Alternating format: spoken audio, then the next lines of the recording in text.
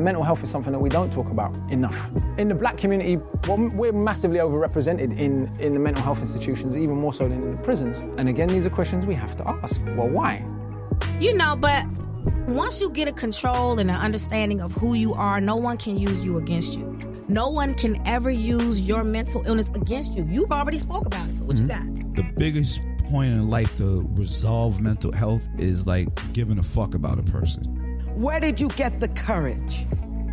I got the courage. The 2 words. I care. It's Chill Will Radio, where connections will be made, advice will be given, jokes will be told, and things will get real. My name is Willis Cooks, and I'm your host. But understand this show is not meant to be used as a substitute for a relationship with a licensed mental health professional. Enjoy the show, y'all.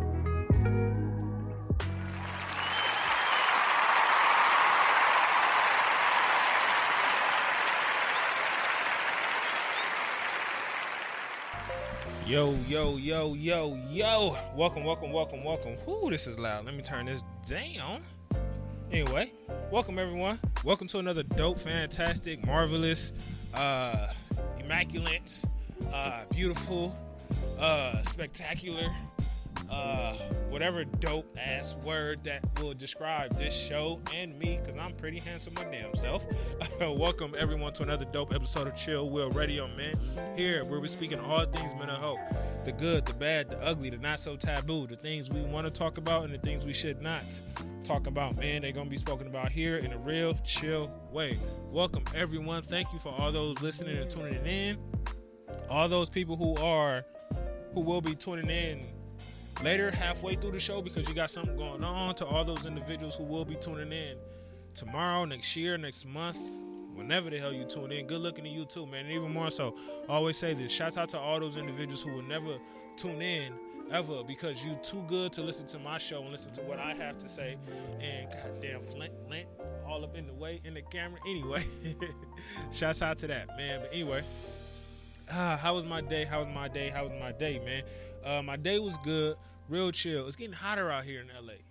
It's getting hotter, but it's not too hot. It's not like Atlanta or Las Vegas hot. It's not like humid type hot, you know, but it's getting a little scorching, a little bit, but it ain't nothing that's unbearable.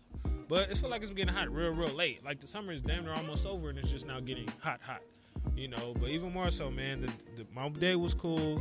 The week was cool. The one thing that's been on my mind roughly throughout this week, it's just change. You know, how am I changing? What am I doing to force change? What am I doing to bring change into my life in order to bring some more excitement, right? Because we never want to be bored in a bunch of different areas. And if we do get bored, you know, we're going to not perform as well, right? We're going to be bullshitting, so to say, right? In whatever field or whatever area we're in, whether it be work, school, working out, being with your girl, if you're bored with the relationship, if you're bored with your friends, if you're bored with life, you're just gonna be sitting on the couch not doing nothing, whatever it is, right? I'm just thinking about how can I bring change, you know, to my life so I don't get bored, because I get bored really quickly. You know, that's why I have 4 jobs. That's why I work every single day. That's why I do all of these different things. 4 jobs, yes, I do all of this stuff. I work every single day because I don't want to be bored. Every single day I'm working a different job, I'm doing something different, because I have to switch it up. If I don't switch it up, I'm gonna be bored. I'll be like, man, I don't want to do this shit. Then I'm just gonna be like, fuck it. You know, I've never worked at a job for more than I never worked at one job consistently for more than like a year or a year and a half, just because I get bored. Like, I don't see how some people could stick with the same job for 5, 10, 20 years. Like, goddamn, like, you ain't bored? Like, you don't like this? Like, sheesh. But hey, to each his own.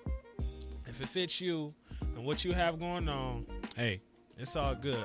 So, even more so, man, moving on forward into the self-care piece, right? The self-care piece, the self-care regimen that I always want everyone to implement within their self-care journey or life or whatever it is, right? I always try to make sure these self-care pieces are not only free, but they're also like very, very realistic. They're also something that we all can kind of do. We all should do, you know, relatively easily, right? This isn't the old, like, typical type of self-care, right? When we think of self-care, we think of something like, oh, just meditate. Oh, just color, or just deep breathe. You know, not that there's anything wrong with that, because meditation is thoroughly important. I do that. Deep breathing is thoroughly important. I do that. I don't do the coloring and stuff, but I do those sorts of things, right? All that stuff is important, but you do have those individuals who are gonna look at it like meditating, but I ain't doing that shit. Like, what the hell? That's for corny folks. You know, you got the people in the hood. It's like deep breathing. I ain't doing that shit. What the hell? That's for corny folks. You know, so the self-care piece that I want everyone to implement within their self-care regimen, right? We all have to-do lists, right? We all have to-do lists. The one thing I want everyone to implement within their to-do list, right? I want everyone to take their to-do list a little bit deeper. So when you're writing your to-do list, when you're writing things down, I want you to also write a list of things you can control and a list of things you cannot control for that day or for that specific goal for the day, right? So if my thing for the day, if the one thing I have to do today is, I don't know, go to work. Okay, within your journey to get to work, what are the things that you can control? What are the things that you can't control? We can't control traffic, right? But what can we control? We can control what time we leave, right? Because what happens a lot of times is that, especially in LA, traffic pisses people off. It pisses me off sometimes. It pisses a lot of people off. A lot of people out here have road rage, right? Because I hate LA traffic. But the thing is, and what's always going to remain consistent, is traffic. It ain't going nowhere. That's something none of us have control over, right? None of us will ever have control over traffic. So what you do is focus on the thing you can control, which is leaving early. So that way you can be able to make it to work on time. So you won't have to deal with traffic as much, right? Because the little bit earlier that you leave, traffic will be a little bit less, right? If you leave at, I don't know, 6 o'clock instead of 6:30, or if you leave at 6:15 instead of 6:30, traffic isn't going to be as bad. You're going to get to work on time, and it's not going to be that much of a headache, right? So within the things that you're writing down, within that to-do list, within those things that you have to do for the day, write down the things that you can and can't control. It could just be one. It don't have to be 10 or 12 or whatever. It could just be one, like the example I just gave. Or if another example is, let's say my goal for the day is to make sure I work out, right? Okay, make sure I work out. What can't you control when it comes to working out? So you can't control maybe that traffic on the way to the gym. You can't control, say if you get a headache, right? You can't really control the headache that bad. You don't know when it's going to come. Say if anything happens within your path of going to work out, right, that you can't control, put that down there. What can you control, right? You can control the fact that you don't go home after work and you go straight to the gym. You could control the fact that you create you a gym bag and carry that with you, right? So you don't have an excuse to go home, because as soon as we go home right after work and we sit down on that bed or that couch, it's over. We're not going to the gym. We're not going outside the house no more, right? So write down the things that you can and can't control, right? Because a lot of us fight with things that fight with control. I always say, look at your relationship when it comes to control, right? Do we try to control everything? Are we not controlling enough, right? Do we put too much focus or emphasis on those things that we will never ever be able to control, right? So look at your relationship to that. Right, and the one way to do that is implement that within your to-do list for the day. It doesn't have to be for everything, but implement that within your to-do list for the day, right? So the self-care piece that I want everyone to implement within their self-care regimen, right, is if you're already creating a to-do list. Didier, I know you create to-do lists, right? You had them down sticky notes all over. Didier has sticky notes in his car, on the fucking horn, like on the steering wheel, like on the window. It's like everywhere. Also within that, on that sticky note, Didier, write take a quick few extra seconds. What can you do? What can you control when it comes to that goal? And what can't you control? And focus on the thing that you can control. Fuck the thing that you can't control. That don't matter. That's not going to change. We put too much focus on that. Deal with the one thing you can control. That's thoroughly important. That's the most important. So that's the one thing I want everyone to implement within their self-care piece, right? Write down the things that you can control and write down the things you can't control when it comes to your to-do list, right? Cool. So moving on forward into the main topic of the show. One of the things that I believe is dope. I got my boys here. My boy Gerald. Yeah. My boy Dante. What's up? What's the deal, players? Not much, What's the man. deal? How y'all feeling? Amazing. Good, man. Y'all feeling amazing? You feeling good? Yeah. Y'all just got out here from Vegas. Yes, Yeah. sir. It was How hot. was Vegas? Hot. Steaming. It was hot. Yeah. Steaming? Roasted. It was a bad hot. Like the sun was just out there. That kind of hot. It was just there. I mean, you know, Vegas is in the middle of a desert, right? Yeah. So it's gonna be hot regardless, man. That wasn't your first time in Vegas, Dante. it's like my But fourth Gerald, that time. was your first time in Vegas. What you think about it? I loved it. After a while, you know, it's kind of the same stuff. Yeah. So you like the last day, I was just tired, man. That's really like you get tired real fast. Outside of the strip, it Yeah. ain't pretty much Yeah. else. Outside of that shit, it's really just fucking desert. Yeah. You know, so anyway, y'all enjoyed it. What y'all go out there for? This Alpha convention, man. Yeah. The great chap, you know, the great Why you organization, laughing, Alpha Dante? Phi Alpha Fraternity Incorporated. I'm laughing because I'm gonna be real. I didn't do anything alpha related out there. I'm gonna be real. what you I mean? didn't. Like we were down there for the convention. I was with the bros and everything, but I didn't go to any like meetings or anything like that. Or you just said fuck this Yeah. alpha. I'm finna do my own thing. Nah, I didn't say. I wasn't saying fuck. I would never say that. You know, Uh-huh. Let's just get that down. I'm not saying that. I just think after last year, you know, after going to all those meetings, I wanted like a little break. But next year, you know, after not doing all that and just, you know, having all the fun, I think next year I'm gonna really actually like be in there and do the work. Well, to these alpha brothers, hope y'all enjoyed yourselves. We did. Anyway, man, the topic, the thing that we're focusing on today, bro, is goddamn, the thing that we're focusing on today, man, lack of confidence. How are we dealing with it? How have we dealt with it? What are we doing to actually get through it? What are we doing to actually help ourselves feel a little better? How has it affected our lives? Just lack of confidence in general, right? I could say with me, right, and I think I was kind of telling you this before the show, Gerald. Maybe I think I told you this before, Dante. I don't know, but like, and I've said this before on the show. Like, when it comes to actually doing this, when it comes to actually speaking on this mic, right, the confidence level is shit, right? It's to the ground because like I don't have no experience doing this. Right? I told Gerald, before the show, like one of the reasons why I did do it is because I didn't have no experience. Is because I had that lack of confidence. Because, you know, when you don't have experience, right, and this show goes bad, I don't have experience. That's the excuse I could use, right? But because I don't have experience, and what if the show goes good? It's even better because I don't have experience, right? So because of the lack of experience and because of the lack of confidence, I'm starting from zero, right? And because I'm starting from zero, that gives me every single room to grow, right? Every ability to grow and get better, whether I'm doing good or whether I'm doing bad. It's just all about doing the best that you can, right? And the one thing when it comes to lack of confidence, particularly with this or anything else, we come up with a lot of reasons to stop us from doing situations, right? For me, it was the lack of experience. I don't know if I know what I'm talking about, really whatever, right? We sometimes consciously come up with excuses and we unconsciously come up with excuses, right? We might have lack of confidence in the gym, but we're going to come up with excuses to not go. Oh, I'm tired, or I don't know what I'm going to work out on, or whatever, right? We're confident. We don't have no confidence when it comes to our relationship.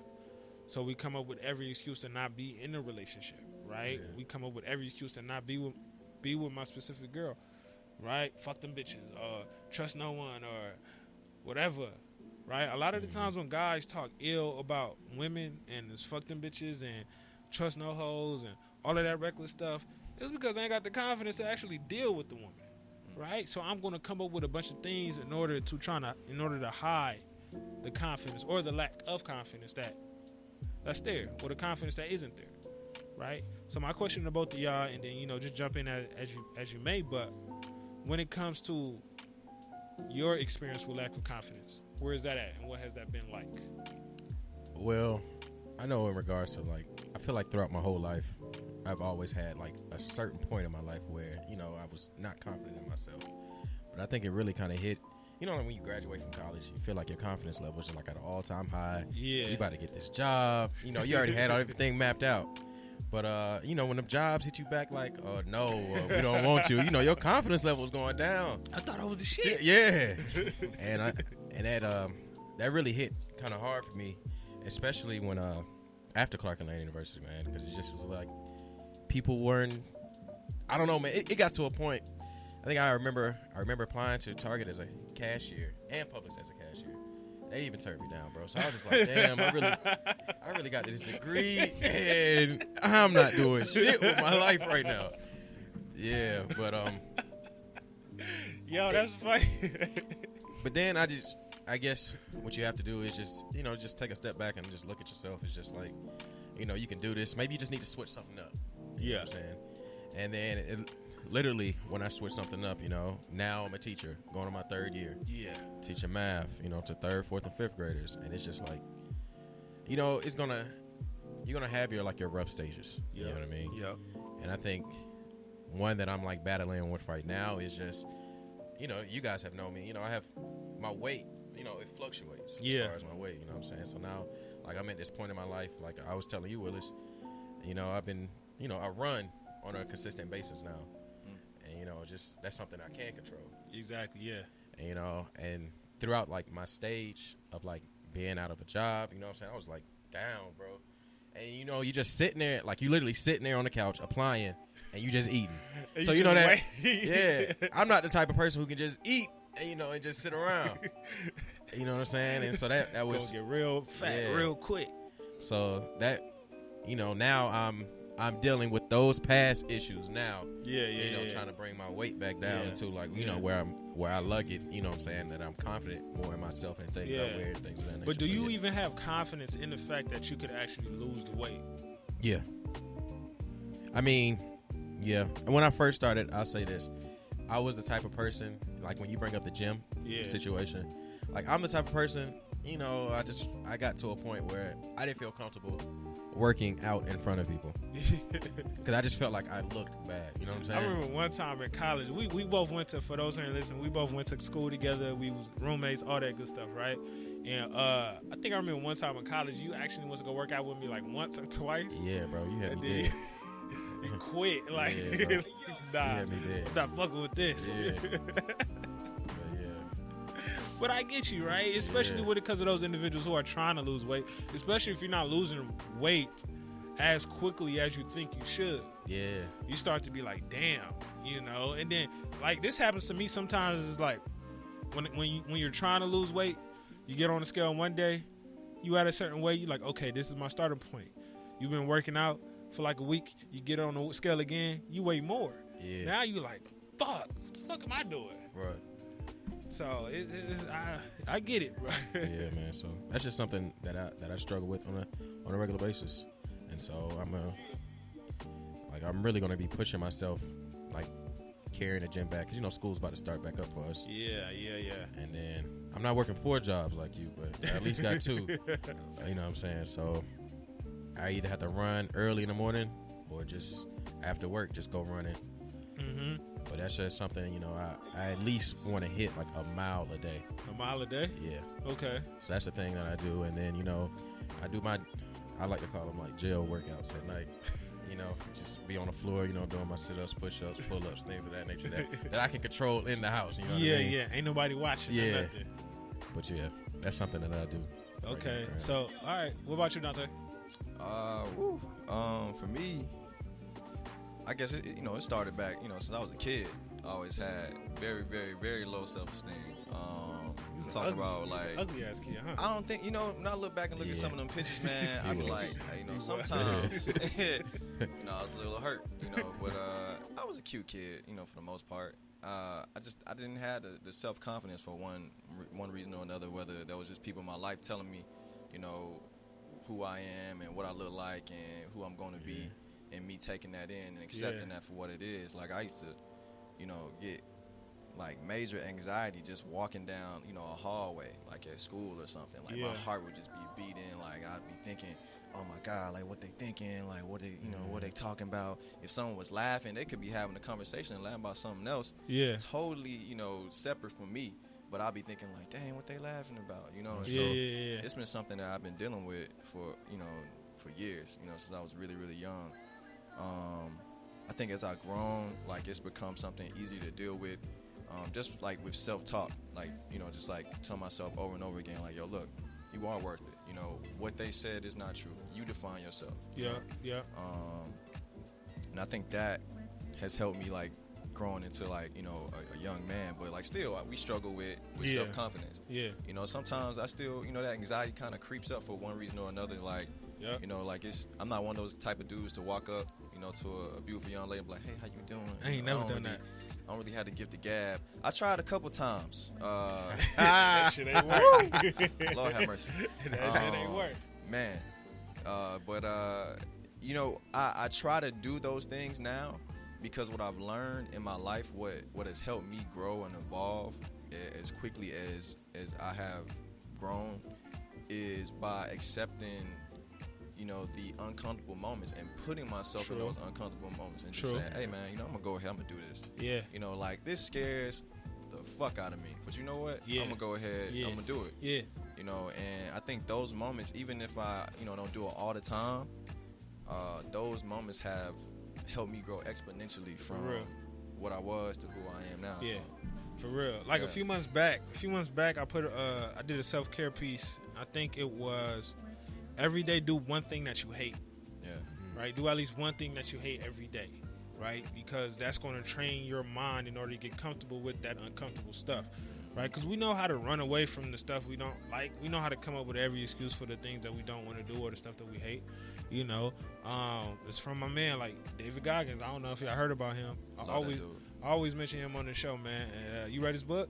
Nah, I haven't. You have to read his book. Yeah. It's called Can't Hurt Me or some shit like that. Mm-hmm. Right? I always reference his book on the show because it's just, he's all about living in the struggle, right? Living in the pain, living in the suck, as he say, right? And he's all about, you know, doing things that you hate in order to build a callus on your mind. So when it comes to gaining confidence, you know, and getting through that lack of confidence, the only way that's going to get done is if you put yourself in positions to where you're extremely vulnerable, right? And then you see what's going to happen. Because we don't know what's going to happen on the other end. And there are certain times, right? Like I'm sure with you, and probably you too, G, is when not probably not as much, because G's a different character. But you too, Dante, when like you walk up to a chick and you think you everything all good, and the chick is like, nope. Oh, it crushes your soul. Yeah. Yes, sir. It do. Now you just like, I ain't doing this shit no more. Right? Be all, man. Just because you had a fun senior year. Yeah. It was just your senior year. The other years you was locked away. But when it comes to the lack of confidence, what's the one thing? Is there anything right now that you're struggling with when it comes to lack of confidence? I know G, he's had his weight a little bit, but I think it's good that it's hard for me to think of one. But nah, definitely with teaching. Yeah. Like I go in. Yeah, I never was formally trained. No. Like I get professional development. Like I get a lot of professional development. I get a lot of hands-on work. I get a lot of collaborative work with my partners, people who've been teaching for years. So that's helped me. But still, I go into the classroom, you know, as someone who was not formally, you know, bred as a teacher, and I'm just like, man, like, am I doing these kids a disservice by being in this position? For real. You know, like, or the content that I'm teaching them that, you know, I might not fully agree with. Yeah. And we have a lot of autonomy over what we teach. It's like a lot of times we just, I don't know, I feel like there's just more we could be teaching them. And so I question a lot of, like, dang, like, am I the right person for this job? You know, and so I have to deal with that, like, constantly go back and forth with myself, like, you can be that person. Like you imposter just have to syndrome, educate so to say. Yeah, exactly.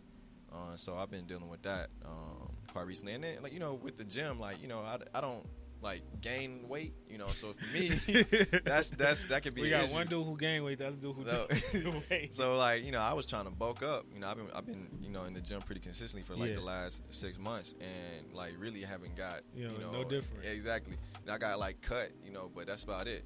And so what I had to learn was like, yo, just be comfortable with just being a thin frame, small frame guy. For real. You know, like, and you know, eventually, I'm pretty sure my metabolism will slow up. I keep working out. Like, if, you know, I might beef up naturally.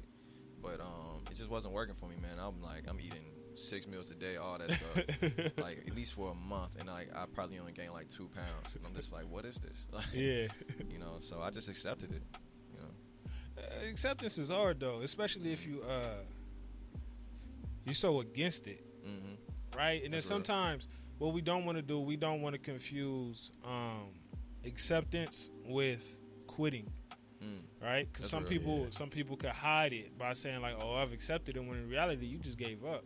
That's a good point. You just quit. You just got tired. You know.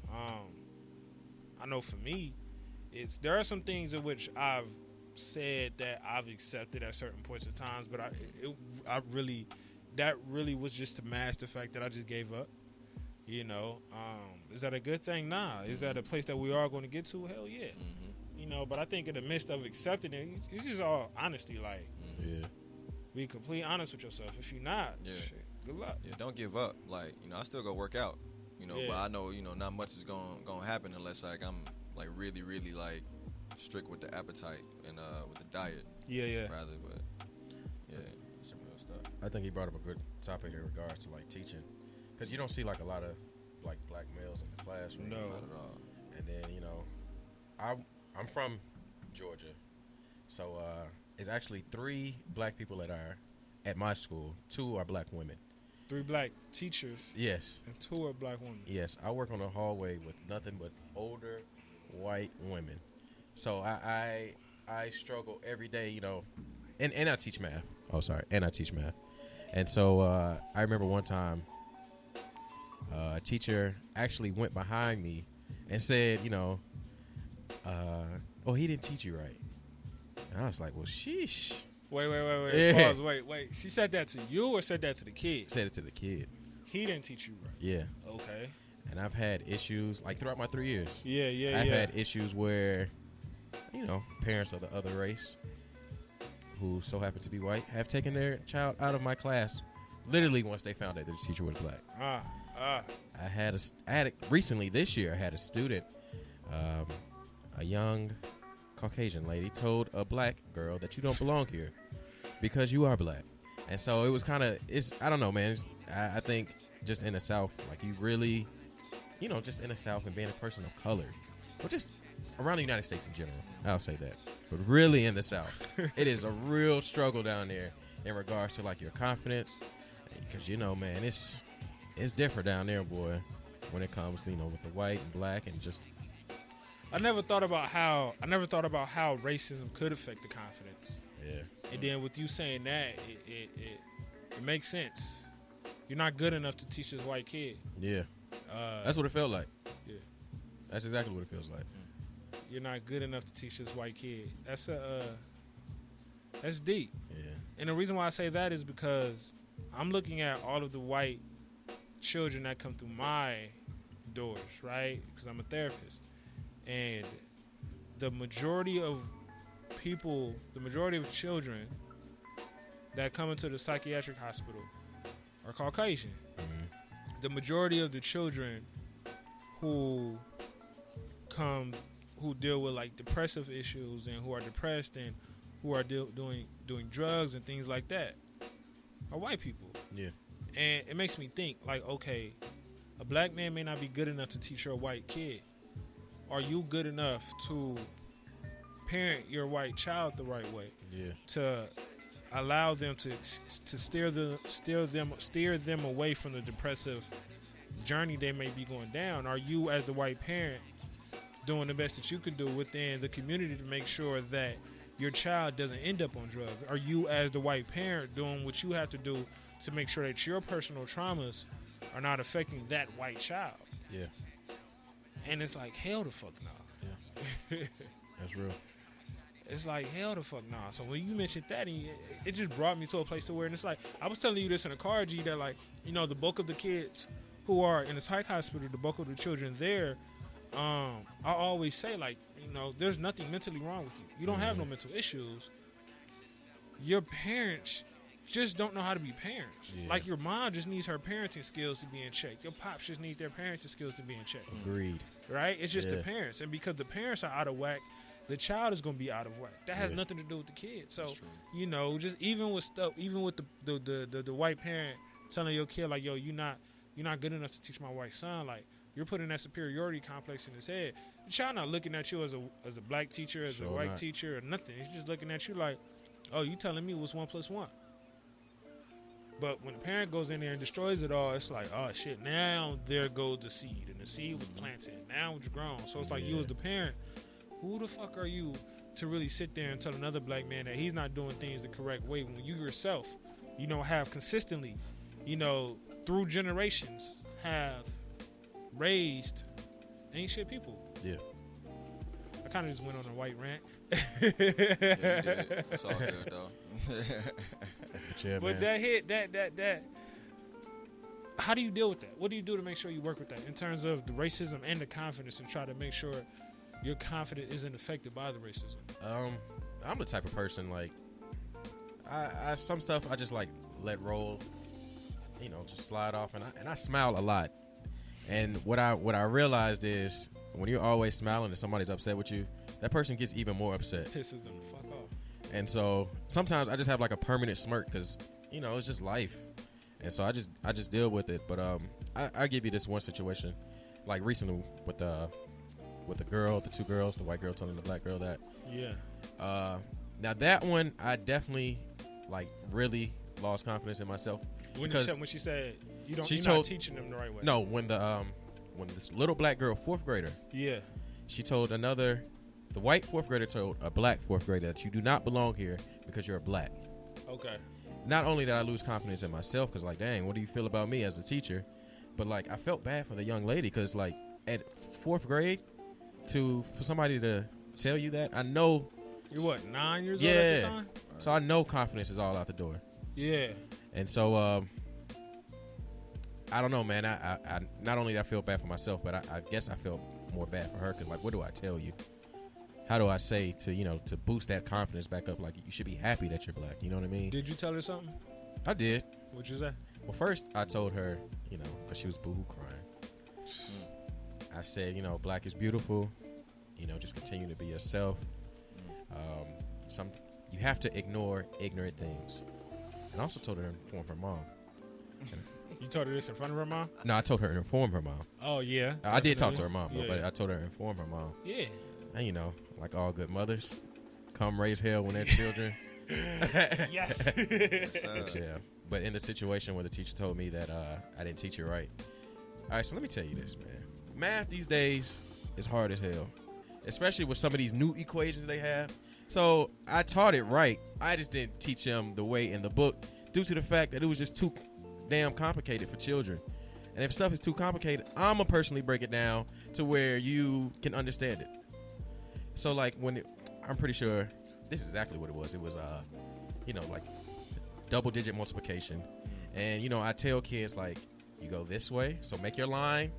If you're going, because, you got to multiply 4 times 3, then you got to multiply diagonally. Yeah. So I tell them to make a line here, circle diagonal. And so that's something that helps them. She was just, it is what it is, man. It's just something you have to deal with. That teacher that told you, was she white? Oh, yeah. Older white lady. This is the one, older white lady. See, this is what I always say, and this is something that kind of I had to deal with when it came to confidence in being a therapist, right? In graduate school, when I was in school in Cleveland, I was like, fuck therapy. Fuck it. Yeah. Because it was, you can only do it one way. It's being taught by a bunch of old white men, old white women, whose mindset is just linear. It's just one way, right? It can't go left, can't go right. It's just your way. And that showed me that, like, okay, if this one way is the way, I'm not fucking with it anyway. Yeah. Any type of way, because I don't fit your model. So you being the way you teach does not fit that other person's model. But the thing is, did that kid understand it? Yeah. And that's all that matters. Because when I came out here and I realized that, like, it's a bunch of patients out here who don't really like their therapist like that. And then when they see a therapist of color walk in, they look at me like the biggest weight that came off of their shoulders. So that gives me the ability to be like, okay, well, if you can be yourself. The way they teach it may be good for them. The way you teach it may be good for you. The way I'm doing therapy may be good for me. Yeah. But it's about what works for that patient. What works for that student and what is most comfortable for you. Because if you're trying to teach it the way out of the book, you're going to be confusing yourself. You're going to be up on that board like, what the hell is 0 times 0? Oh wait, the book said I do it this way, so it gotta be. Yeah. And you're gonna be wrong. You know, so it's like I have a real big issue when people try to project their own personal biases on the next person because that helps you into doing things. I also think like we as people of color, we have to help, just like the younger generation and still our generation in regards to like our confidence. I think confidence all starts with like our history. Yeah. You know what I mean? We're not taught, we're taught about the same people, your Martins, your Rosas, but we're not taught about those who like Mansa Musa. yeah, we struggle with teaching our people of color about our darker complected people of history. Sure. We always touch on they either have to be light skinned, they have to be straight, or like heterosexual. It's like it's against the law to speak on Mr. Rustin because he was a African American male who was also a homosexual. But a lot of people don't know he made the March on Washington, not Martin Luther King. Yeah. But we talk about Martin because Martin had a wife, he had kids. He fit the criteria. So I feel like it comes with history. That will help a lot with just like the confidence just in the color. For real. No exclusion. Yeah. No exclusion at all. As a black community, we got to bring everybody in, no matter what, what color, not color, creed, but what they represent, whether they are the LGBT, QI community, everybody. Like, but what I want to speak to real quick is, first of all, I commend you for handling that situation the way you did. Dante in that type of environment. Yeah, because I don't even know if I would have been able to, because, the little, whatever her name is, I would have had some choice words with her and her parents. I probably would want her out of my class after that. But what's crazy is I actually text my mom. I was like, Mom, I'm so mad right now. Mommy. For real, man. Like, and to speak to my situation, teaching in Chicago, it's an opposite type of situation. We have a lot, like most of the staff there is black. Yeah. We have a large number of black men that teach there. Which I thought was really, really cool. It's a great, nourishing environment, the school is, but the environments that our students come from on the south side of Chicago are not that. So they bring all those issues into the classroom, and so managing that sometimes, like, I'm from a different region, I'm from a different city, and so there are a lot of things that I can't really, address very thoroughly, and sometimes they'll say different things like, "Hey man, Mr. Thrasher, I feel like you don't understand us because you don't listen to G Herbo like that."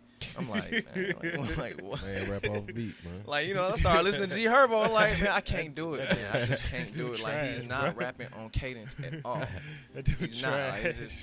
I tried though. I'm really trying to step into their shoes and understand. And that actually hit my confidence a lot. And I didn't think that I would have those type of issues. I thought going in with most of the kids being black that it would be a breeze. It'd be like going to Clark again. Except this time as a teacher or something. Yeah.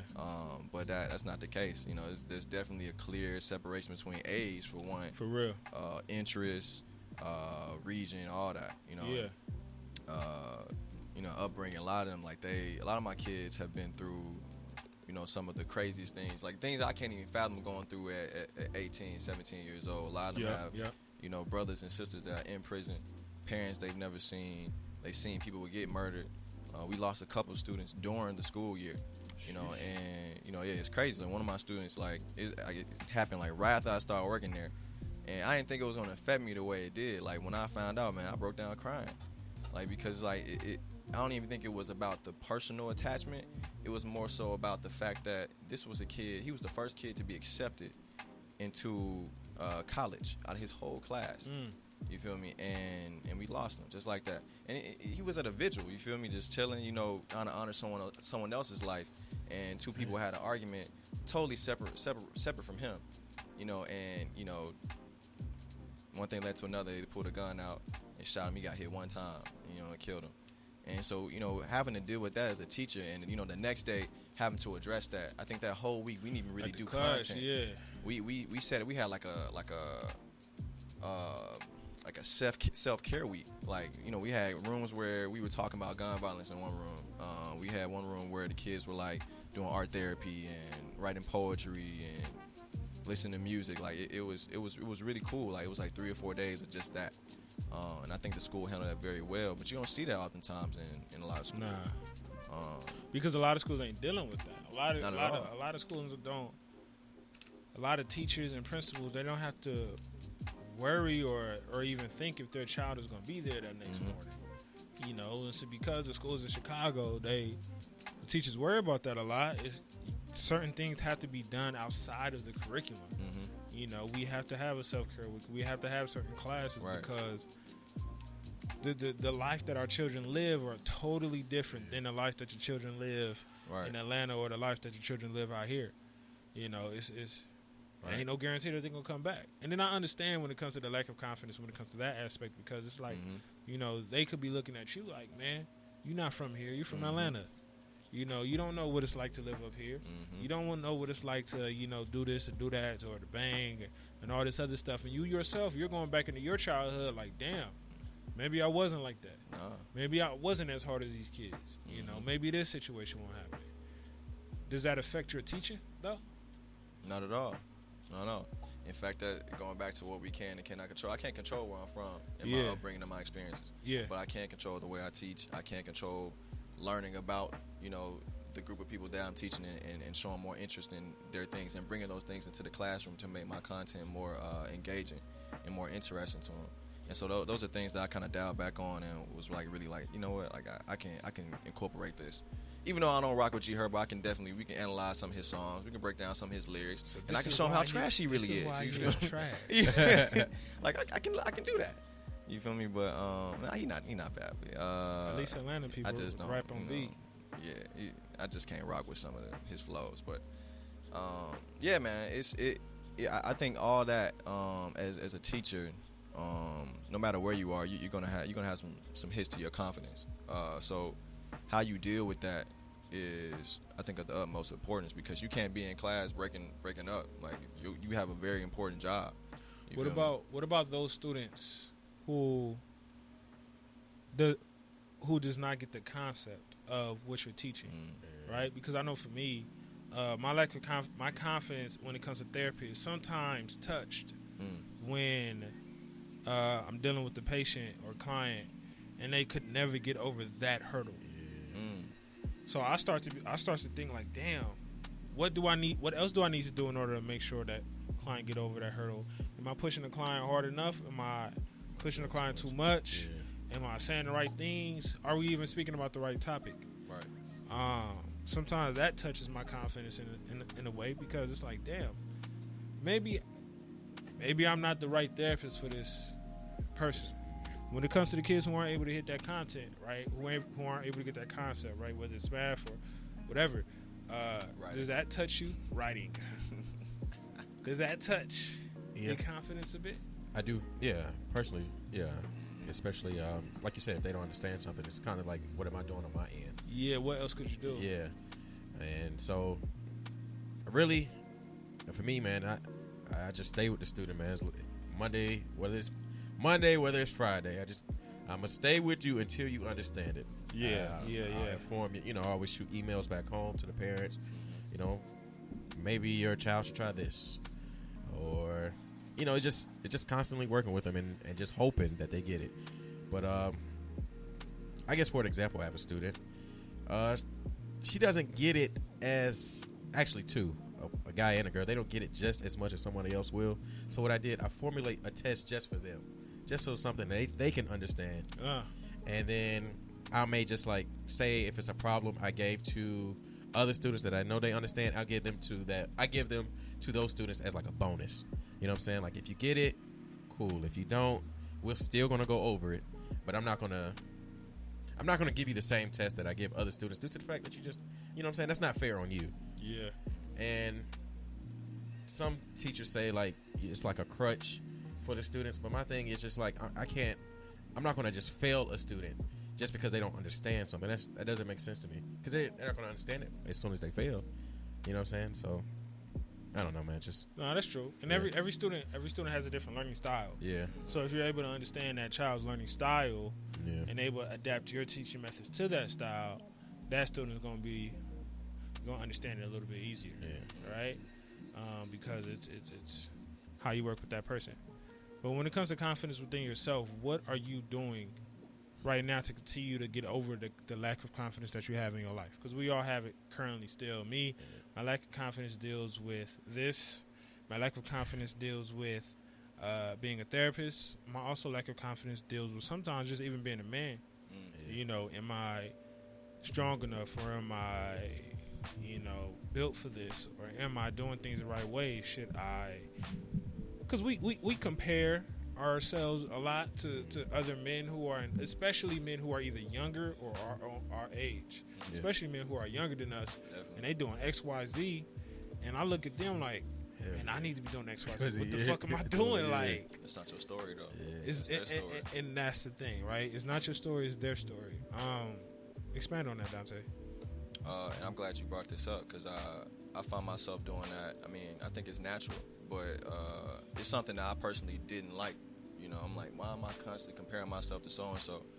Like, I don't know what he's been through or what she's been through. You feel me? I don't know what they had to make it through to get to that position. I don't know what they're going through right now. Like, their life might look like peaches and cream, but I don't know that. That's their story. Yeah. You feel me?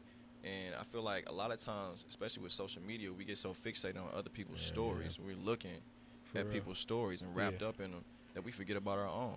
You Yeah, feel me? And yeah. that the main author to your story is yourself.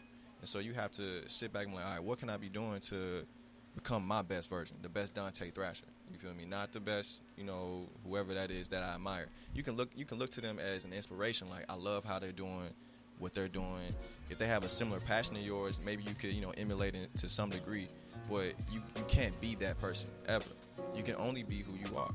You feel me? You Yeah. only have the body you had, the face you had, the voice you had. You have to love yourself unequivocally, like totally and fully. And so you have to embrace your story and be present in the moment, plan for the future at the same time, but grind it out, focus up, and just be in your own, like, be the Yeah. author, Yeah. like, fully in there. Embracing your story is hard, especially when you're not okay with your story, especially when you're still battling your story, because it's shit, especially if we have trauma that we've never dealt with, or especially our parents are still going through some stuff, or especially if we consistently make mistakes and it's because of the story that we've gone through, we're like, nah, I'm cool. So we always find different ways to kind of run away from our situation. What could be comparing ourselves to someone else. And comparing yourself is a negative thing, but it also could be a real positive thing. I spoke about this on the show a few weeks back in terms of, the way you compare yourself is what matters. Not if you compare yourself, but the way you're doing it. If I'm comparing, myself to you, Dante, to try to match up or to try to use your life as a way to boost up my own personal confidence, that's wrong. Because if I'm depending on you to boost up my confidence, I'm always going to fail. Always. But if I'm comparing myself to you, Dante, to kind of look at as a challenge or look at as a goal or look at as like, hey, that could be me, it's like, okay, cool. That type of comparison That could work. is beneficial. But it's a process of actually getting there. And that deals with what you were saying in terms of embracing the story that you do have and understand that, hey, everybody is given a certain amount of cards and everybody is given chips. What are you going to be doing with the chips that you have? Yeah. What are you going to do with the cards that you have? You may have some flimsy ass cards that are mismatched and, they all bent up and stuff like that, but are you going to make it work? You might have some real crisp, clean cards, but you can wreck those up real quick. Yeah. So what are you doing with your situation in order to make it as best? And when it comes to the confidence slows the progress down. It's kind of like we want to go somewhere, but we're moving at a really, really slow pace.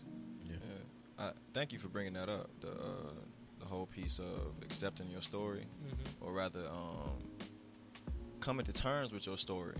Like, everybody has trauma, everybody has pain. I think that this is in direct correlation to your self-confidence is that you have to own where you came from. Yeah.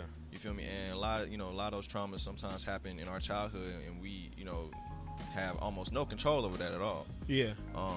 But as adults, it's our responsibility to deal with it because no one else can bring you out of that situation, out of that dark, murky place, but yourself. For real. So I think that is a big piece in dealing with or coming to that level of self-confidence where, like, you know, you're up here. You feel what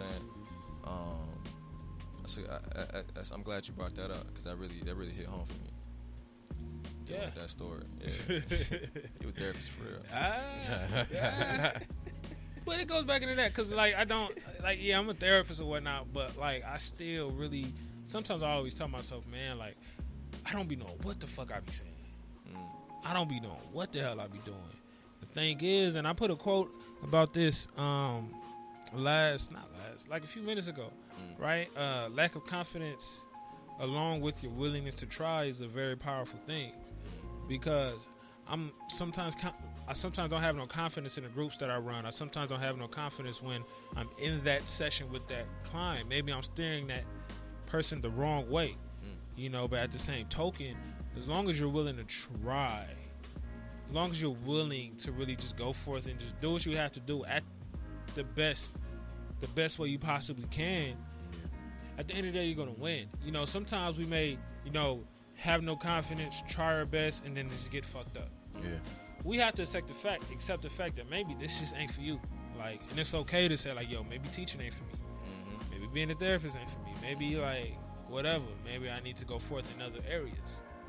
But it's just all about trying, and it's all about doing the best that you can in whatever way possible you have to go. Yeah. Right? Because it go a bunch of different ways, right? Yeah. So, moving on forward, man, to the question that I never really ever come up with during the show. I really just pick it up through the energy that I get through the show. So the question I'm going to pose to you all is that when you're dealing with lack of confidence and when you've exhausted all of the resources that you know of to be able to get through that confidence, what's next for you? Do you give up and just say, fuck this? Or do you continue to fight to try to get through that point? I say I continue to fight to try to get to the point. But I used to go by this motto. When first you don't succeed, just give up and try something new.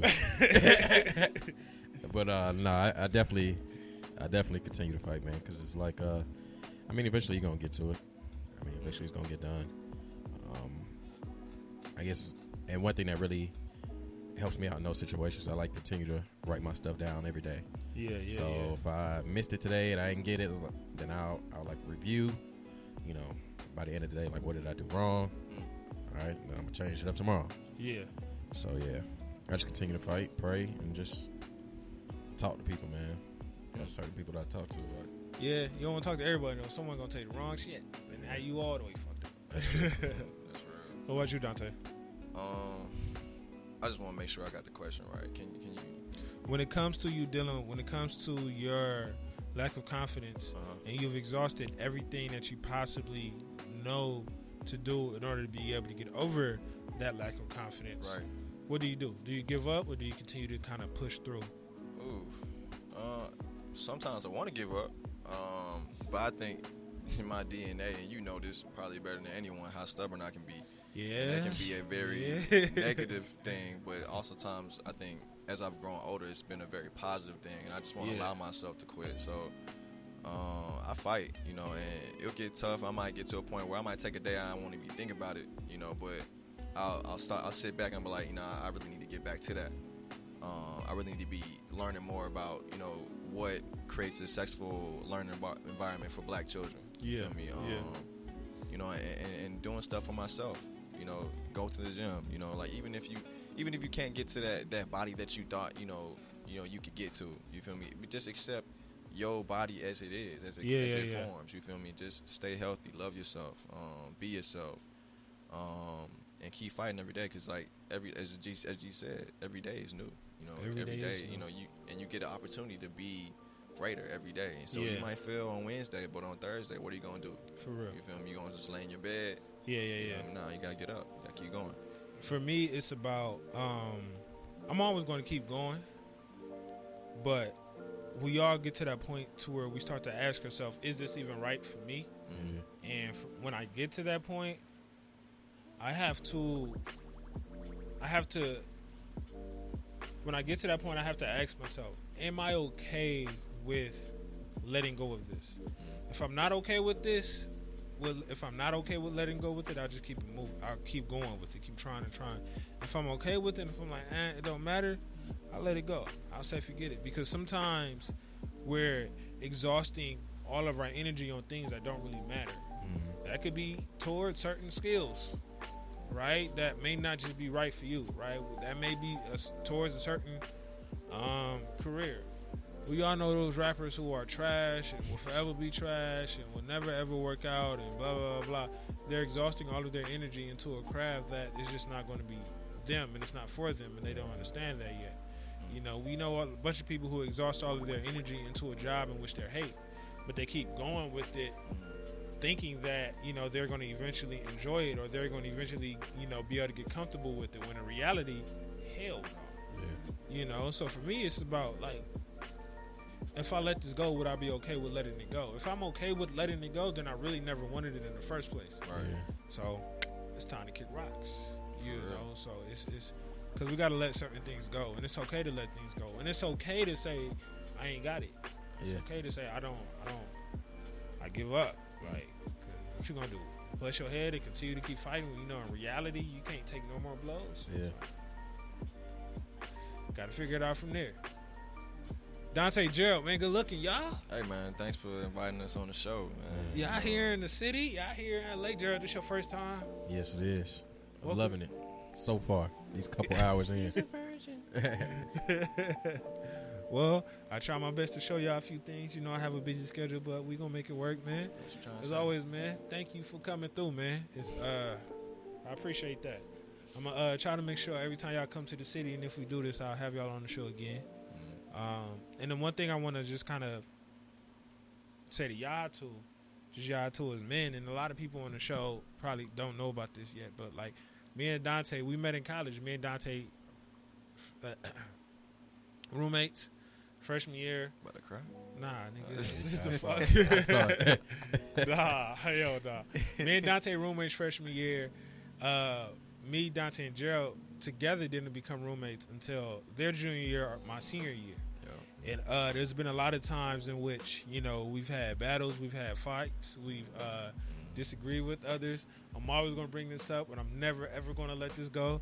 There's a point in time in which Gerald was not fucking with me because he thought I was a different type of person.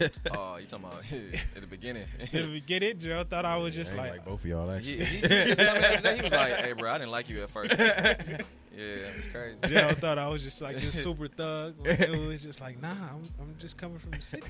You know, there's a point in time in which, you know, we've all, and that happens just with men, just as friends, right? We always have those arguments with one another, right? Me and Dante just get into it every fucking, every day, every weekend. Like, I'm stubborn. Gerald, you remember we was finna fight over the dishes? Dishes, man. And I had company over. I was like, all right. Let me take you home. Hey, you know, I don't even remember like why that even like. I think because you didn't do the dishes.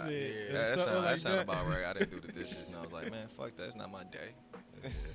Whatever it is, man. But the thing I just really wanted to say, dog, is when it comes to brotherhood, when it comes to people that you know, you've gone through things with, right? And the reason why this came up to my mind is because we were speaking about this whole aspect of giving up or not giving up. I appreciate y'all for actually not giving up on me. You know, because I know there's been a lot of times in which I have overly fucked up. You know, there's been a lot of times in which I've had you. Hey, I just thought about one time in particular. Oh, my God. There's been a lot of times in which I have overly fucked up. And we're not going to speak about that on air. Nah, I ain't want to talk about it. There's been a lot of times in which I have overly fucked up, you know. And I appreciate y'all for actually sticking through the growth, right? Because just us as men, us as friends, what has to do is we have to always make sure with whomever that we're around, we have to stick with that person as much as we possibly can, because everybody's trying to grow, right? As long as you could see the growth within that person, continue to stick with that person. Now, if that person is continuing to be a fuck up, all right, I can't have you in my life, dog. It's too many L's. Like, and now you dragging me down the mud with you when we can't, and blah, blah, blah. And there are certain points in time in which we just expect a certain people to be mature at a certain age who just believe you should have been there when in reality, nah. Everybody's raised differently.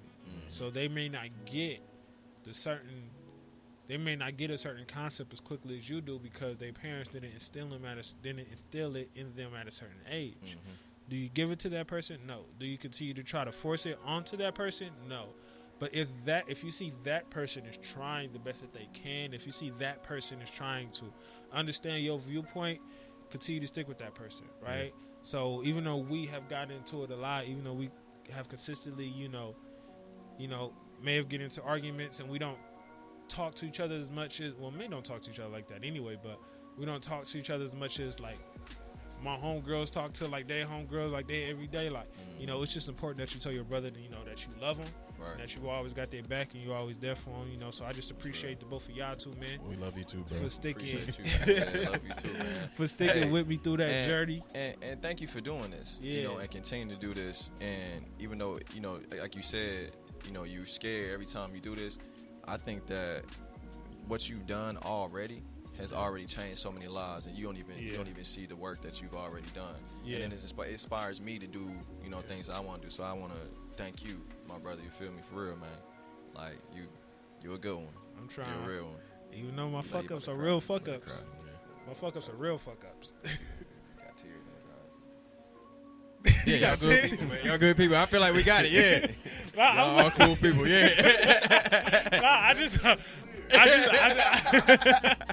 I'm like, this dude crying? I'm like, is this dude crying? Like, no. I'm like, what? Anyway, man, like I said, I appreciate the both of y'all, man, everything that we have going on. Yo, when dudes always get to that point, it always get weird at the end. Like, what we say? Anyway, man. Shouts out to all of those dope individuals who are listening, man. Shout out to all of those dope individuals who are going to listen tomorrow, the day after tomorrow, next year, next month, wherever you at in the next lifetime when you died and you've been reincarnated and you somehow found this in the dirt, wherever. Good looking to you too, dog. For real, for even taking a second to listen to this show, right? So, as always, man, always understand. Dante, I appreciate you for coming through. Gerald, good looking boss, man. My man got the West Coast fit on, the Death Row hat, and the Boys in the Hood shirt, man. Perpetrating, though. He's super. He's from Atlanta. He's in super tourist mode.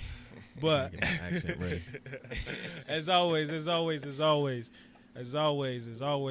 understand. Always understand. Ain't no wealth without your mental health. So please stay. Goddamn, how I mess up my tagline, yo. Always understand. Ain't no wealth without your mental health. Ain't no wealth without your mental health. So please stay blessed and take care of yourself. Be great, y'all. Peace.